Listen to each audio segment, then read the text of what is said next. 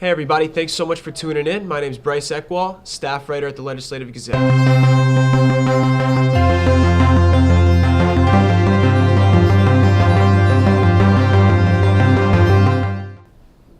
We're here today in our Albany office, conducting our very first live interview stream with special guest Jennifer Wilson, the Program and Policy Director of the League of Women's Voters for New York. Thank you so much for coming in. Thanks for having me.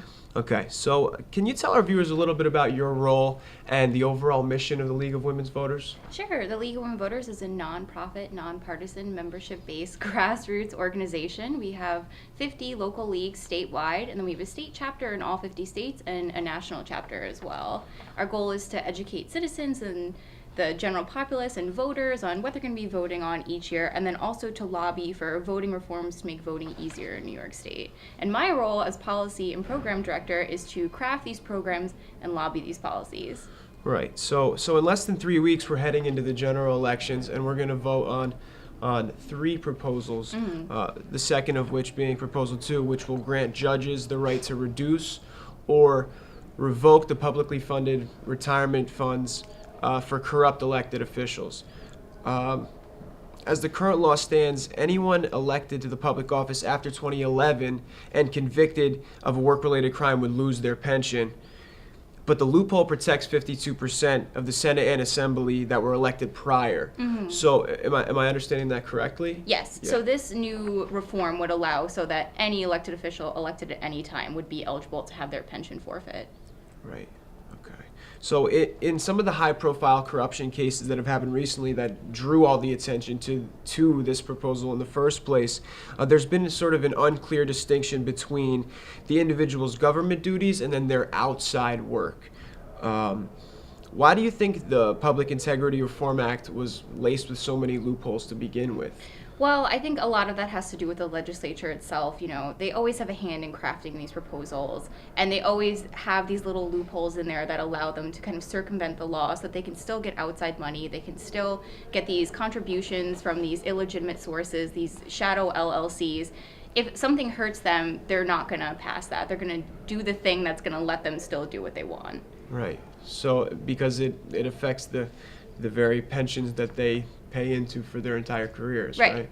Right. So how is the League of Women Voters spreading the word about Proposal 2? So we have actually been doing a lot of work on all three proposals, and I brought with me today our voter guide part 2, which is available online in a PDF form, and we have them available. We've been distributing them to libraries. All of our local leagues have been giving them out to college students, just basically anyone who comes around, and it has all three ballot proposals because there's also 2 other ballot proposals people would be voting on. It has the text of the proposal, it has an explanation of each of the proposals, and then pros and cons of each proposal. Okay, could you talk a little bit about the pros and cons of Proposal 2? Sure. The pro is that this is a great way to deter elected officials from committing crimes. They know it's not just jail, it's not just going to hurt them, it's going to hurt their families, their children, their spouses. And the con is, of course, that same exact thing. It's going to hurt their families and spouses. However, judges do have discretion in this reform. So if a judge is looking at a case and says, wow, the wife, the children really rely on this pension, he can leave the pension or just do a partial forfeiture instead. Yeah, that was one of my questions, because opposing perspectives sort of argue that, not only does this Proposal 2 infringe on a constitutional right, but it also threatens the convicted person's dependents. How would you respond to that sentiment like that? The judges will have discretion, and also I think it's important to note the definition of what an official is within this amendment. So the definition is really, really fine, and it basically is leaders. So if you're a county leader, a town leader, if you're just a regular sitting state legislator, a judge, it's a really, really fine definition of what a public officer is. So it's not going to be just general people who are going to be getting, general state workers who are going to be eligible for this. It's a really, really fine public officer definition. And then also the crime has to be in relation to your office. It's just not just a felony. You can't just go get a felony DWI and be eligible to lose your pension. Right, convicted of a work-related crime. So recent Siena polls have indicated 75% of voters are in favor of an expanded pension forfeiture. So how closely do these poll numbers represent members of your coalition? I would say pretty closely within the members of our organization. I know we're pretty much all in favor of this, and then within the good government groups, they're pretty much all in favor of it as well. We'd like to see more ethics reforms rather than having this after the fact rule, but it's something. It's better than nothing. It's very hard to pass those reforms, the pay to play, the LLC loophole, because the legislators, they just don't want to change the laws that let them get all this money. Yeah. So since 2015, New York State has paid out approximately $500,000 in annual pensions to convicted former public officials. So what kind of message do you think that sends to New Yorkers by, they're paying out all this money? Yeah, no, I think it enrages a lot of people, and I think when people see this on the ballot, I think by and large they're going to vote it up, notwithstanding the fact that the convention question is directly before it, and I think a lot of people are going to have no on the brain when they vote for that one, so there is some fear that this will get voted down because they'll just do no down the whole ballot. And the third proposal is a good proposal as well, so we do have some fear that people will just do no, no, no, and vote it down. But I think if people read it, and now that they know that judges do have this discretion, that they'll be more inclined to vote in favor of it. Is that the goal, to campaign for Proposal 1 in the Constitutional Convention and get people to vote yes down the entire ballot? Is that your goal?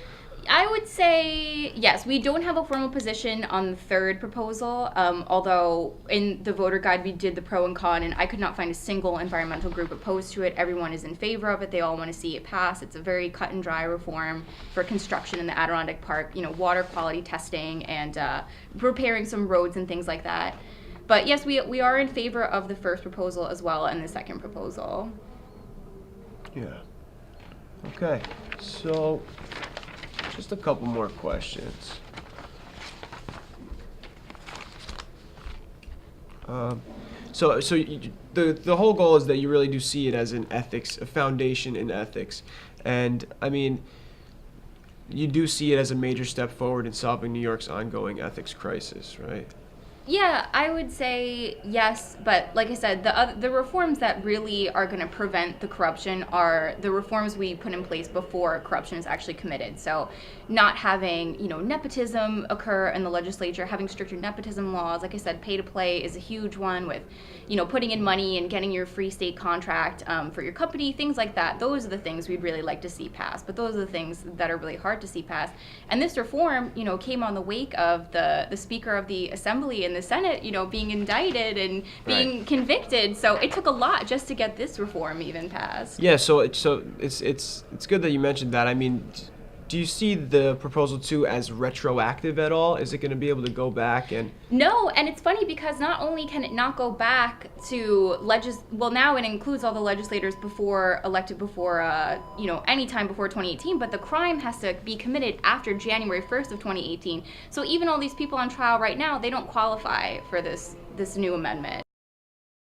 Okay, so with less than 3 weeks to go, is there anything else you'd like to, tell our viewers? I would tell them to get educated on all three ballot proposals. Like I said, we have this guide on lwvny.org, and it's really great. This is totally nonpartisan. This doesn't have our spin on any of the proposals. It's got pro and con for both. It's got a full explanation, or of all three, rather. It's got full explanations of all three, especially the third one, the Adirondack Park one, is a little complicated, and I think people should really get up to speed on that one. Okay, Jennifer Wilson, Policy and Program Director of the League of Women's Voters. We are the Legislative Gazette. Thank you so much for tuning in.